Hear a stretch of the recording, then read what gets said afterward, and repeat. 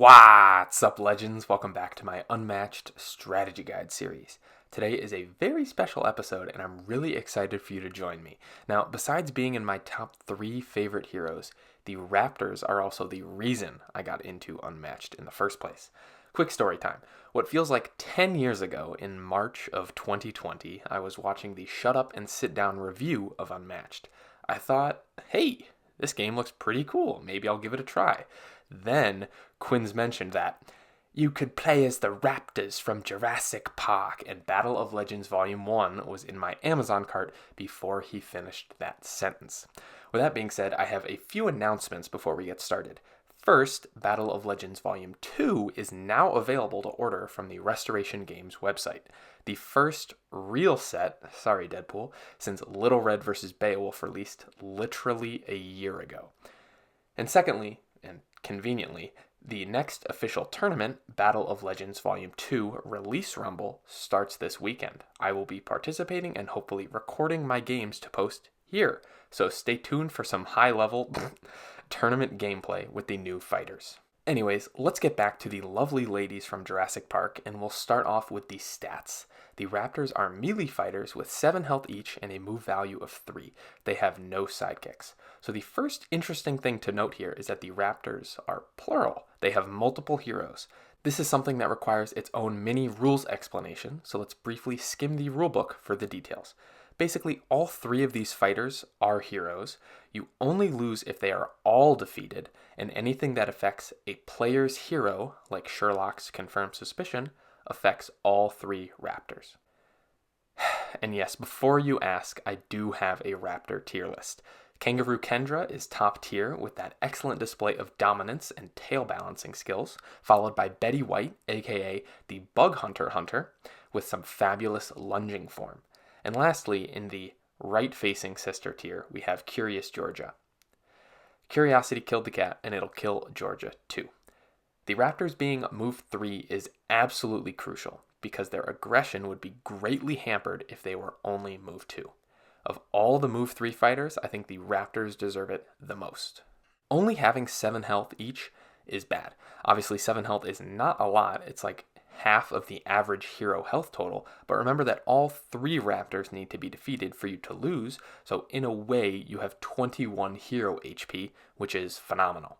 Analyzing this is kind of tricky because while it does take at least 21 damage for you to lose, you get progressively less strong as individual Raptors start going down. And with basically the health of a sidekick, it's not super hard for your enemy to kill individual Raptors. But again, you do have 3 bodies to spread your damage out over, and while your opponent can choose which Raptor to attack, you can position them in a way so that your weakest Raptor is out of reach and force your opponent to attack a different one instead. It's crucial for you to not lose a Raptor early because that dampens your damage output significantly. And if you get down to only 1 Raptor left, you better kill your enemy soon because it's not looking good at that point. To make this even more interesting, you only have 10 block cards, the lowest amount in the game, and on average they are value 3s, which means when you do get attacked, you might not be able to block, but if you can, you're not even blocking that much. We'll talk more about this in a second, but just know that your deck was designed like the 2018 Houston Rockets. Half the defense, double the offense. In terms of deck composition, you have 11 unique cards, which is amazing. That's the current minimum amount of unique cards in a deck and will really help with drawing consistently between games. You also have key cards with 4 copies, so you'll reliably draw a couple of those each game, which is super helpful. Let's further this by examining a visual graph of your deck. As you can see, in this deck there are 2 types of cards. Cards you can block with and cards you can't. And as previously mentioned, the can'ts far outweigh the cans. You only have 10 block cards, including versatiles, which means that your purple cards are going to have to be saved for defense. So unless you think you can end the game right now by attacking with Eaten Alive, don't. You also have 0 card draw. Yep, you heard that right. Not a single card in your deck draws you another card, which means all your cards come from your opening hand or by maneuvering. This is a big downside because it means you can have games where you draw maybe 1 or 2 block cards in your first 7 cards and have no good way of digging through your deck to find more. On the flip side, you have no good way to replenish your hand after a nice long turn of attacking 3 to 4 times, besides slowly double maneuvering back up, which also gives your opponent some breathing room to recover themselves. It makes me miss Little Dragon from Bruce Lee's deck because that card would be absolutely phenomenal in this deck. Moving on, your ability says Raptors add 1 to the value of their attack cards for each of your other Raptors adjacent to the defender. This, like Alice's big attack bonus, is unfaintable, so any extra damage you get from this ability will always be added, regardless of your card effect being cancelled or not. The wording of this ability matters a lot because it says for each of your other Raptors, which means you deal no extra damage for 1 adjacent Raptor. I'll refer to this as a solo Raptor a couple of times later in the video. You deal 1 extra damage for 2 adjacent Raptors, and if all 3 Raptors are surrounding some poor fellow, you'll deal 2 extra damage. As you can imagine, that's a lot of extra damage you'll be dealing over the course of the game. This bonus and the extra actions you can get from attacks let you be incredibly efficient by getting more attacks per turn and dealing more damage per attack, which lets you deplete your opponent's health super quickly. This is critical for you because with low individual fighter health and not a lot of blocks, your chances of winning decrease the longer the game goes on because you cannot withstand sustained pressure. This brings me back to efficiency because you have to be super mindful in how you play in order to end the game quickly and not let your opponent take any sort of momentum because you have very few comeback mechanisms in this deck. In order to get the +2 bonus for maximum efficiency, you generally want to pin your opponent a lot. Pin here meaning that you completely surround the enemy fighter so that they physically cannot move out of their space. Pins are crucial for the Raptors because it means that your opponent can't run away, so you can spend more actions attacking them and less actions maneuvering around after them. This actually ties into your game plan a lot because sometimes the Raptors don't want to waste any time and you just want to surround your opponent turn 1 and hopefully catch them off guard with a bad opening hand. Setting up pins early can be very useful for the Raptors, although sometimes you might have to chew through a sidekick or 2 before you can reach the hero, and that's always a tricky decision of how best to spend your cards and actions early in the game, because if you decide to chew through their sidekick, it might mean you run out of steam later in the game when you actually have to kill their hero. It also means on some small maps like Heorot or Sherwood, the Raptors can reach the opponent turn 1 with a single maneuver and cause havoc right out of the gate.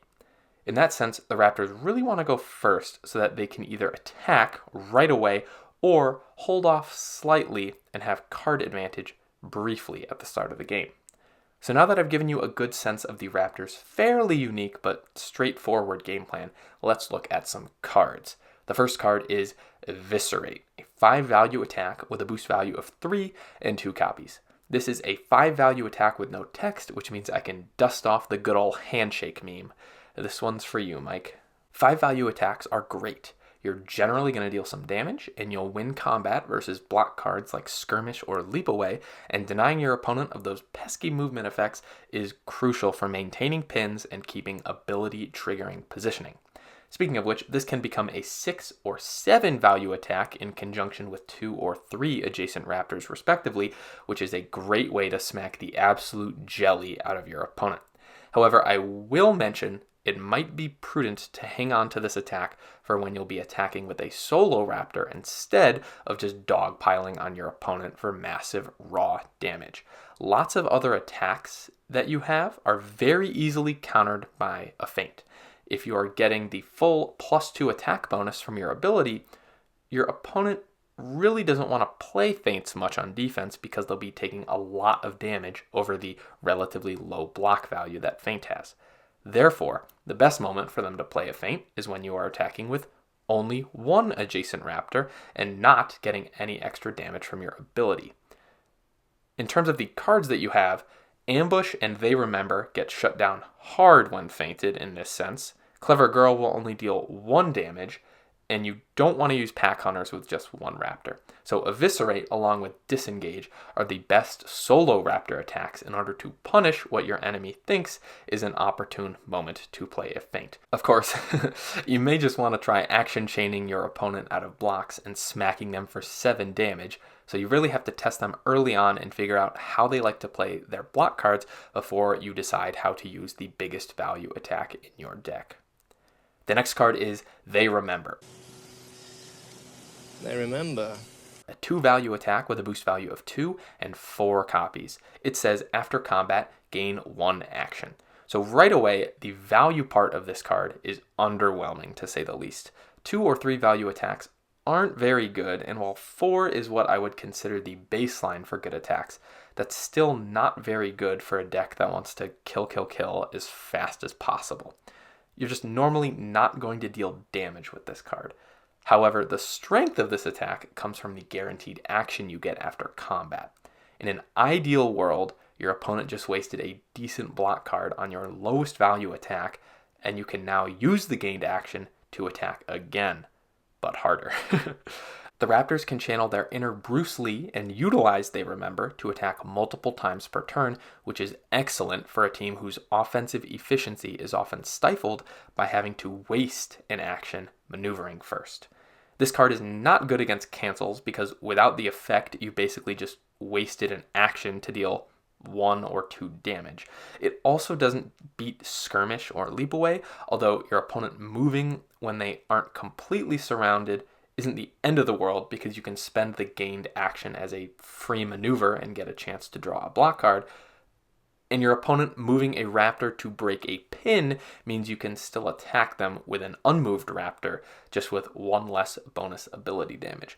Avoid using this card as a solo raptor if possible, although with 4 copies, you should have plenty of opportunities to draw and use a few of these early in the game with all 3 raptors still alive as a way to jumpstart your aggressive, always attacking warpath. The next card is Clever Girl.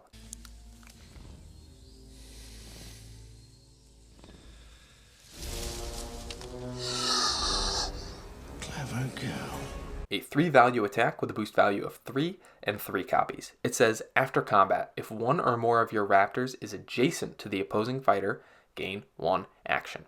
3 value attacks aren't anything special, but with the extra damage your ability can add, this becomes a decently threatening attack. The after combat effect is similar to They Remember, except this gained action is conditional on having at least 1 raptor adjacent to the enemy you attacked after combat. This conditional trigger does give the attack a higher base value, so it's a relatively fair trade-off. Still, because of the adjacency requirement, this is a card suited to be played while you have a pin, so that the enemy cannot escape your clutches and you guarantee the action to everything but cancels, after combat teleports, and move effects through opposing fighters like Hoax or I've hunted most things that can hunt you. Wow, that's a mouthful. Clever Girl is also great to play with all 3 raptors adjacent so that the value reaches 5 and will hit over skirmishes and leapaways. By the way, this notion is going to be a pretty common one for this video, but I really want to hit home that reaching the value 5 on your attacks is pretty important versus decks that have those blocks available. And hey, it's even great in the Achilles matchup to hit over Achilles' heel. And lastly, this is a bad card to play without multiple flanking raptors because, again, the value doesn't get high enough to hit over skirmish or leap away, and guaranteed move effects like I'm late or toil and danger will just wreck you if you don't have a pin, and attacking with a solo raptor, it will only deal 1 damage over a feint, and you really want to deal more than 1 damage every time you attack or gain an action, and you can actually achieve both of those things with this card during an actual pin. With 7 total action gains in this deck, this is a key card for delivering a swift and efficient death to your opponent, and getting this to trigger is vastly important. The next card is Pack Hunters. Because Velociraptors are pack hunter, you see. It's a 4 value attack with a boost value of 2 and 2 copies. It says, after combat, if you won the combat, deal 1 damage to the opposing fighter for each of your raptors adjacent to them. So this card has a combat victory dependent effect and a base value of 4. That's a good start, as 4 value attacks are pretty commonly going to win, as a lot of decks have a plethora of 3 value block cards and or not a lot of 4s. Of course, there are some matchup exceptions like Bigfoot or Muldoon, who almost always block with a 4. The good thing is your ability can increase this to a 5 or 6 value attack, which will almost always win combat. And that's fantastic because this effect is super good. It deals 1 damage to the opposing fighter per raptor adjacent to them. Note that this is different from your ability, which is each other raptor, while this is each raptor. This means that this card is effectively either a 4 value attack that conditionally deals 1 damage after combat, a 5 value attack that deals 2 damage, or a 6 value attack that deals 3 damage. Whenever you use this card with multiple adjacent raptors, the end result is absolutely nuts, which means you should really only use this card while you have flanking raptors, and ideally all 3 for that nutty 6 value attack plus 3 auto damage. That's like an Excalibur boosted with a Noble Sack. It's bonkers. It is truly larger than life. Like Clever Girl, this is countered by move effects, although using pins solves that, although some fighters will be able to escape from your grasp, which sucks because you only have 2 copies of this and you really want to squeeze as much damage out of them as possible. It's not the worst thing against a feint because hopefully you still deal 4 damage, which is a win for you in my book. Due to the raw damage output as well as the awesome thematic tie, this is the best attack in your deck. The next card is Ambush. A 2 value attack with a boost value of 3 and 3 copies. It says during combat, your opponent discards 1 random card. Add its boost value to this card's attack value. This is a card that we've basically seen 3 iterations of at this point, so I don't want to spend too much time on it because hopefully you already know the deal. But random discards are super powerful effects, and you have 3 copies of this in your deck, so hopefully you'll draw 1 or 2 of them at some point during your game.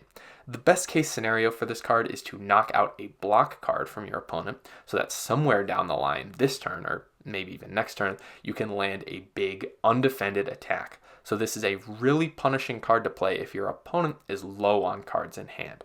Normally you don't really care about dealing damage with this card because the effect is just really good by itself, but with your ability you can actually get a big hit in by bringing the base value of this attack to 3 or 4. I usually assume I'll get about 2 extra damage from my opponent's boost card, so having another way to throw out a 6 value attack is great for the Raptors. You really would prefer not to have this effect canceled, so I would really try to avoid playing this until you think your opponent doesn't have any feints. So maybe wait for the first feint to get played before playing your first ambush.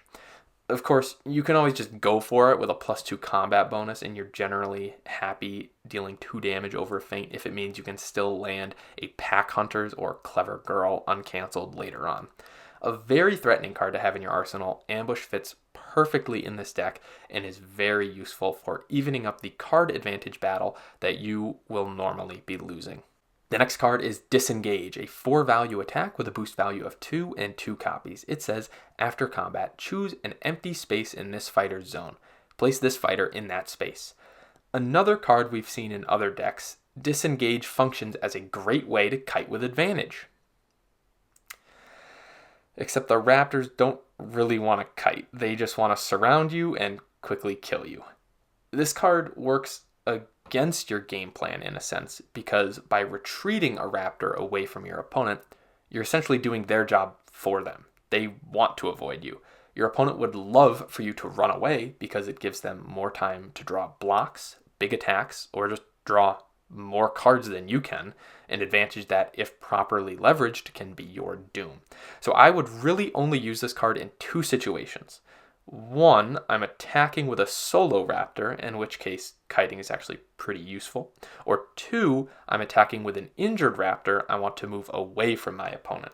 That option usually will only work against melee fighters because staying in the same zone will probably keep you in range of a ranged fighter, but it is actually a great way to keep pressure on your opponent with the other 2 Raptors while relieving pressure on the injured one. The effect is mandatory, so you can't just use this as a blank 6, unfortunately.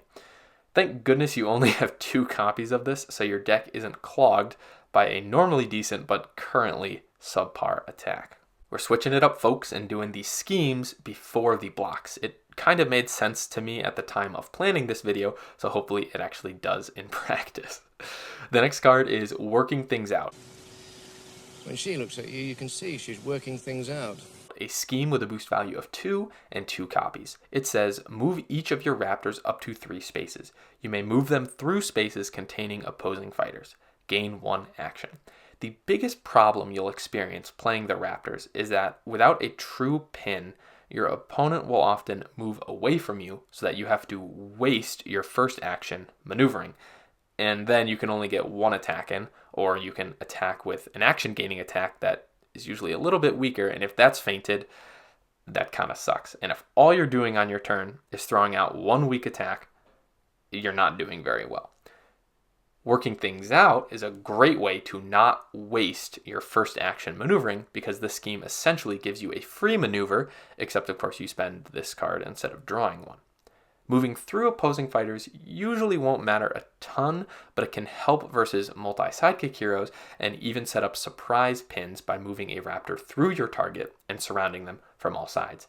The action gain lets you start attacking your opponent with 2 actions if you played it first, which gives you lots of flexibility with what attacks you throw out, and you can even get longer attack chains going, or just play 2 huge terminal attacks like Eviscerate and Pack Hunters. However, sometimes only moving 3 spaces is not enough to properly set up all of your Raptors adjacent to your opponent. Because of this, I tend to use Working Things Out after a turn or 2 of maneuvering in order to buff up my hand size and to intentionally prepare my positioning so that after moving all of my girlies 3 spaces, I'll get a full pin. This will have drastically better results on smaller maps, so hopefully you're not on Sarpedon. This is a great card for setting up positioning to maximize your ability damage and then landing several buffed up attacks against a squirrely opponent. Super useful card. The next card is Coordinated Attack Pattern. He uses coordinated attack patterns. A scheme with a boost value of 2 and 2 copies. It says, choose one of your Raptors. You may place each of your other Raptors in any space in the chosen Raptor zone. I'll get this out of the way now. I really don't like this card. It's a lot worse compared to Working Things Out because it doesn't give you an action and requires situational positioning and is usually straight up worse than just maneuvering first action to set up your attacks. Regardless, for this effect, you basically pick a Raptor and teleport the other 2, or 1 if you're losing, to the chosen Raptor's zone. So besides doing nothing when there's only 1 Raptor left, it can be used as a surprised gotcha move if maybe you leave a Raptor close to your opponent and they take the bait and come in for an attack. Then on your next turn, you play this, place 2 Raptors behind them, and now you're off to the races. While that can be useful, it requires specific zone positioning that your opponent could play around, and you have a block card called Decoy that almost does the same thing that this does, but a lot less clunkier. This also doesn't give you an action like Working Things Out does, which seems fair since it can move Raptors a lot more spaces than that card can. So in theory, it's more powerful in the movement sense, but a lot of times I just don't see this card living up to its potential. The next card and first block card is Eaten Alive. The point is, you are alive when they start to eat you. A 4 value versatile with a boost value of 2 and 3 copies. It says after combat, if you won the combat, deal 1 damage to 1 adjacent opposing fighter. This card is versatile, so I put on the screen that you could use it as a 5 or 6 value attack, but this is also one of 10 block cards you have, and it's the highest value one, so 95% of the time, I would say save this for defense. And speaking of which, 4 value blocks are great. That's a lot of damage to block, and you have a decent shot at winning the combat, matchup dependent, of course, and getting the 1 free damage off is a nice effect. Certainly not crucial for your game plan, but it does speed up your opponent's demise ever so slightly. Every point of damage helps. The adjacency requirement is pretty bad against ranged fighters, but it will work if you have them pinned. Pins are something you normally want to execute and hold, and this is a great card that rewards you for being all up in your enemy's grill. Blocking 4 damage is very useful for fighters with 7 health, just try not to use this against a regroup. The next card is Decoy.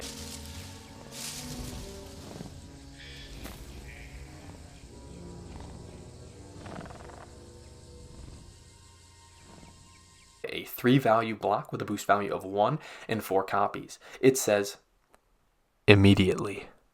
Choose one of your other undefeated Raptors. You may place her adjacent to the opposing fighter. 3 value block cards are alright. You're kind of sad it's not a 4, but you'll live with it because you have 7 health and you'll take what you can get.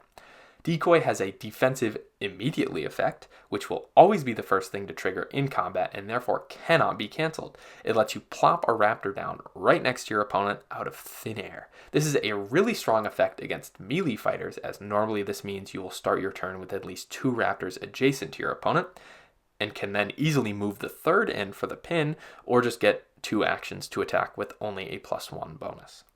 Movement effects when it's not your turn are super strong because they give your opponent much less time to react to the change in positioning, and if they attack you with their second action, they have no time to react unless their attack has a move effect after combat. Against ranged fighters, this effect is also pretty strong, as a raptor can spring up behind them as a setup, and then on your turn you can position the other 2 in front of them to create a nice opponent sandwich. And no, that's not ketchup on it. Whoa, family show. Hey, another shut up and sit down reference. This is a super strong block card because it makes positioning around your enemy really easy, and with 4 copies, it's going to constantly help you set up your ability throughout the game. On to the basic card of the deck, Feint, because even the Raptors aren't going to let King Arthur boost anything. Same feint analysis as always, just with a little caveat that your fighters only have 7 health, so blocking just 2 damage will always be a considerable risk. Oh, and don't let me forget to mention that you can attack with this card and get your ability bonus, so Merlin and Wukong better avoid playing any bewilderments when you can throw out a 4 value feint. Speaking of bad choices, let me wrap up this video with a nice card usage breakdown, much like the one from the Jekyll and Hyde video. The attacks that are especially potent in pins are They Remember, Clever Girl, and Pack Hunters. Their effects are a lot better with a contained enemy, especially the latter 2. Disengage is fine to play without a pin or as a solo raptor, and Eviscerate and Ambush are good to go at any time. And again, you can attack with Eaten Alive and Feint, but like the great Dr. Malcolm once said, you were so preoccupied with whether you could that you didn't realize it's just a poor decision. And with that, it's final thoughts time. The Raptors are one of, and probably almost certainly, the most aggressive heroes in the game. And that's great. Aggressive, fast-paced decks are really important for card games because they shake up the normal pace of the game a lot. Not everyone likes playing slow characters like Invisible Man or Dracula, and every game going to exhaustion can get exhausting. And that's why I love the Raptors so much, because they want to go fast, fast, fast, and kill, kill, kill. Or at least faster than most other decks in the game. It's a lot like playing Face Hunter in Hearthstone. Sure, it might feel a little degenerate, shout out Zero Skater 12, but it's so much fun and takes a surprising amount of skill because all your decisions matter immensely. Deciding between playing a 7 value Eviscerate or using They Remember for another action first, in situations like that are common crossroads you'll be at, and you always have such interesting choices to make. I also love how, while the Raptors have some incredible attacks and can deal a lot of damage, they have clear weaknesses in their health, blocks, and card draw, so they feel very balanced. They are the perfect example of a glass cannon, and it's really cool to see a whole character designed to be at the extreme end of the aggression spectrum. So that's all I have for you guys today. I hope everyone appreciates the slightly shorter than normal video. Thank you so much for watching. And like I said before, the Raptors hold a special place in my heart, so this video was such a joy to make, and I hope everyone watching it enjoyed it too, and maybe learned something as well. As always, like, subscribe, follow me on Instagram, and yeet!